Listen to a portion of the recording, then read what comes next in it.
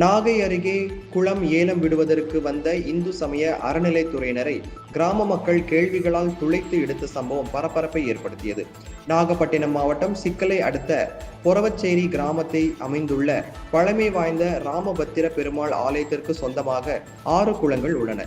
இந்த குளங்களை மீன் ஏலம் விடுவதற்காக செயல் அலுவலர் கணேசமூர்த்தி தலைமையில் இந்து சமய அறநிலையத்துறையினர் ஆலயத்திற்கு வருகை தந்தனர். ஆனால் இது குறித்து கிராம மக்களுக்கு எந்தவித தகவலும் அளிக்கப்படவில்லை என தெரிகின்றது.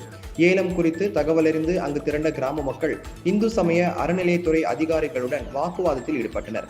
அப்போது 6 குளங்களின் பரப்பளவு, ஆழம் என்ன, கோவிலுக்கு ஓராண்டு வருமானம் எவ்வளவு, 14 ஆண்டுகளான பிறகும் குடமுழுக்கு விழா ஏன் நடத்தவில்லை என அதிகாரிகளை கேள்விகளால் துளைத்தெடுத்தனர். இதையடுத்து ஏல நடவடிக்கைகளை கைவிட்டு அதிகாரிகள் அங்கிருந்து புறப்பட்டு சென்றனர். இதனால் அந்த பகுதியில் பரபரப்பு நிலவியது.